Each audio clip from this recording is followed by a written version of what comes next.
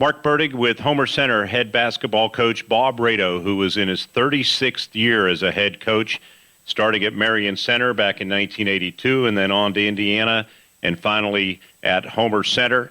And this will be the last stop. And, Bob, you've decided this will be the last year. It had to be a gut-wrenching decision. I know it's something you've contemplated in talking to you for some time now because you can't do it forever. So why now?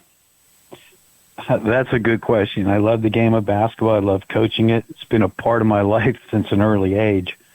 And I'm definitely going to miss it. But on the other hand, you know, my family's been very supportive of me throughout the years. It takes a lot of hours. And I never complained. They never complained about it. But as I get older, I got to look at the big picture too and start spending some time with them. So, you know, it's been a great run. I mean, I was at 3 different schools, and the support, you know, within the community, you know, especially down in my hometown at Homer City, has been unbelievable.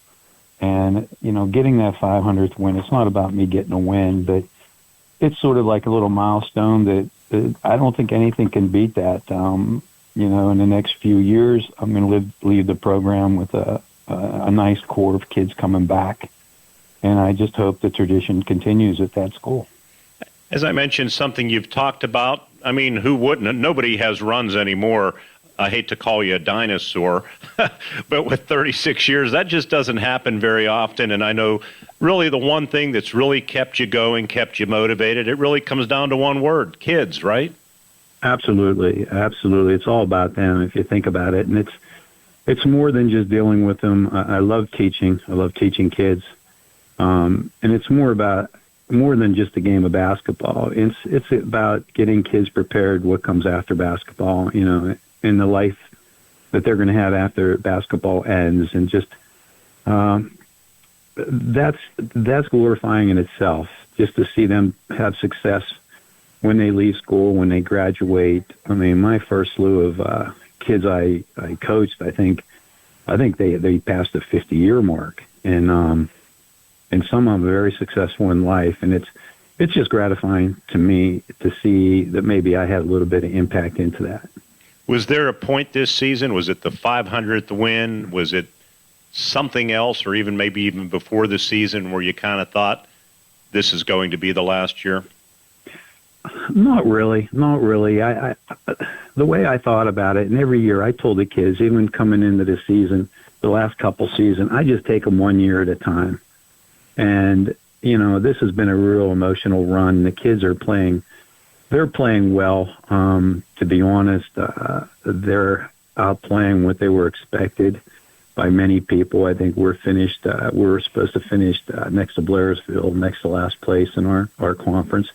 And we have a lot of basketball to play yet. But as you get older, here's the big part.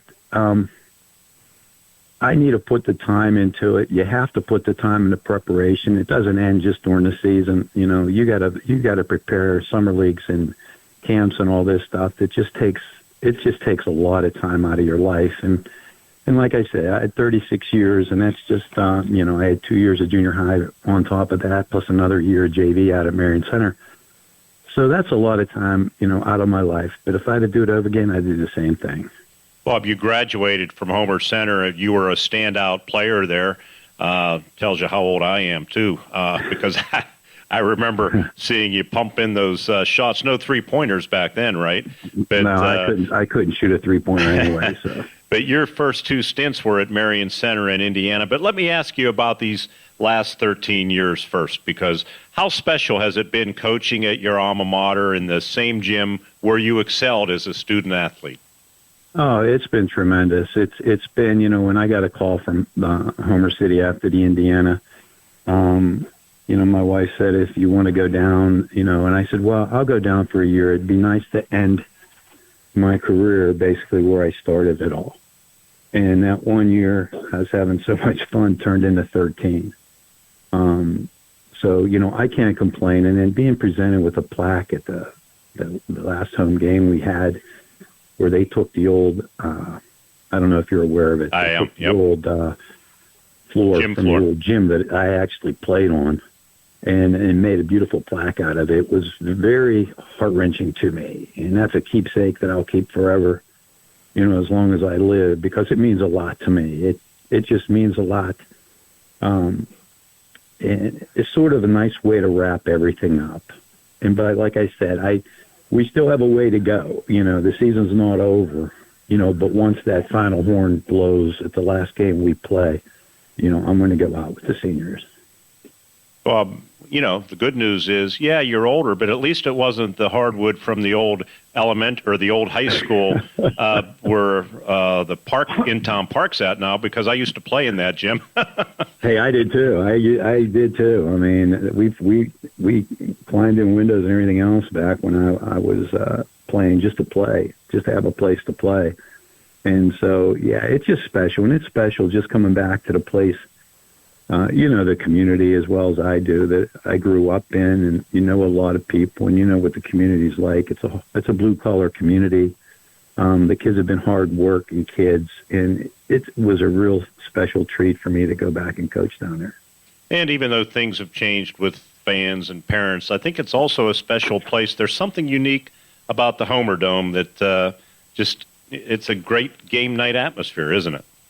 It is, and I was fortunate to be part of that. And like I said, somebody else will step in, and I wish them all the best. I leave them a nice, like I said, a group of kids. And Homer's known for the basketball. The special things that happened while I was down. I mean, they took the Heritage three consecutive years twice. That was very special.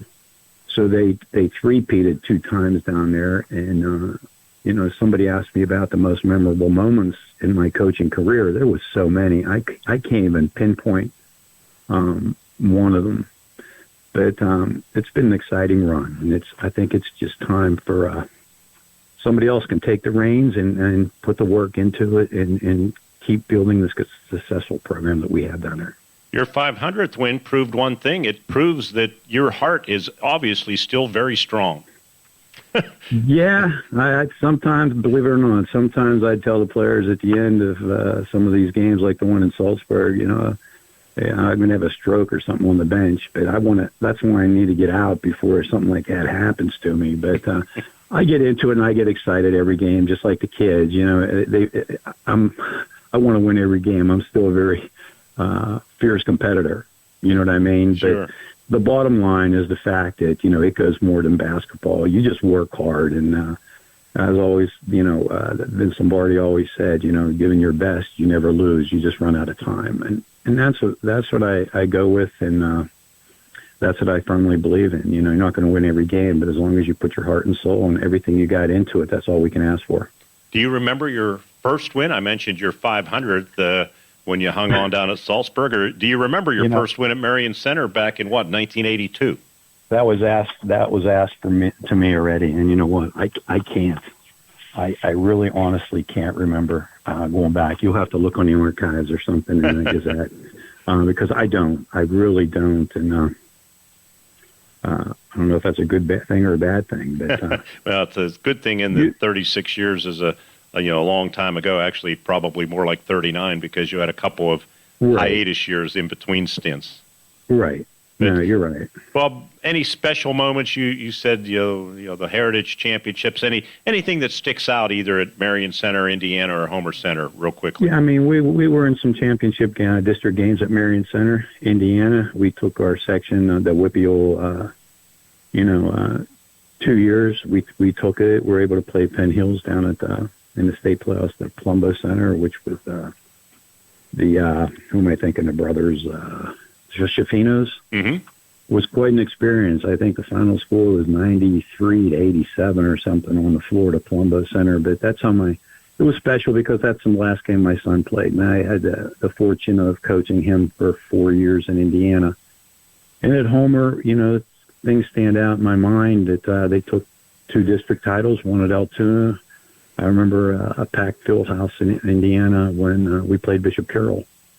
And they were able to take that, and who can forget the Ridgeway game where we went into 4 overtimes with the team that was undefeated. That was a gut-wrenching experience, And in my hat's off, you got to mention that none of this is possible without the kids. People look at 500 wins and say, Coach Rader, I didn't get 500 wins. It was people I surrounded myself with, players, coaches. I was fortunate to have great coaches along the way that really helped me out. So they deserve as much credit as I do for all of this. Your former coach in high school, George Wise, if you had to say something to him all these years later, what would it be? And maybe he'll hear this. I would like and to Jim thank Cook, him I because could throw in there. Yeah, I'd like to thank him because it all started with them. Just as simple. I remember in junior high, when 7th grade, I made the team, but I wasn't very good. And 8th grade, I didn't bother to go out. And in 9th grade, I always remember a time where I know Coach Wise saw me in the hall and he said hello to me. And believe it or not, this is going to sound corny, but with a head coach at a high school saying hello to you in the hall, and I'm in 9th grade, was something special. And that was the start of a bond that really lasted to this day. I respect the guy. He was my idol. And he proved to be a great, and if I could be anything like him, as he was a class act. Made me feel important, put it that way. He made me feel like I was special. And that carried over, and I try to carry it over to the way I coach to this day. So he had a big influence on me, and Jim Cook was right next to him. He helped George out down there for many years and then took the head coaching. And same thing about Jim, very positive.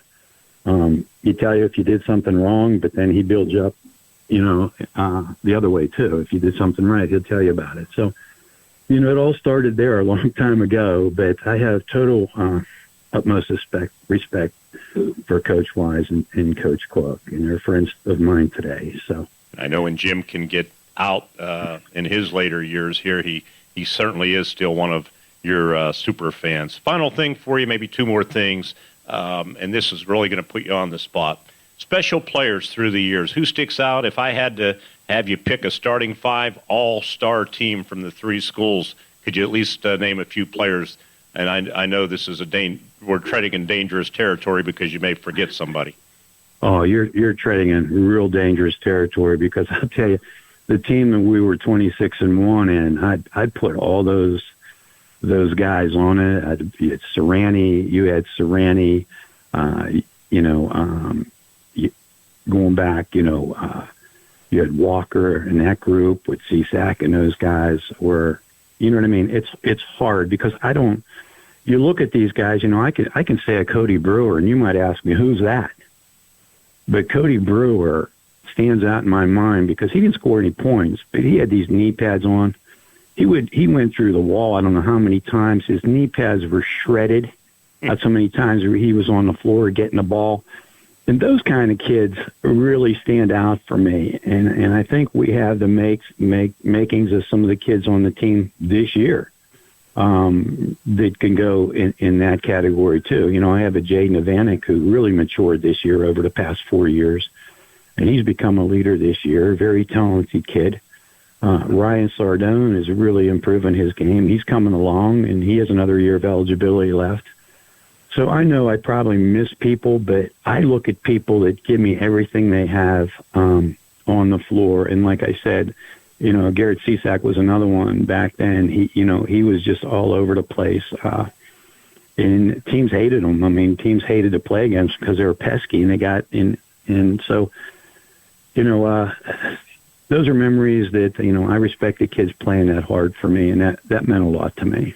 And I'm sure you had some great ones at Marion Center in Indiana, too. So between now and, let's see, what can I give you? To the end of April, you have to come up with your top 10 players from all 3 schools. That's your assignment. And I was looking at Homer Center, but at Marion Center, we had Lightcap, we had Kravonic, Bothell, and those kids are very special, too, out there. Hogan, Wally Schaefer, they got a lot of wins for me out there in Indiana.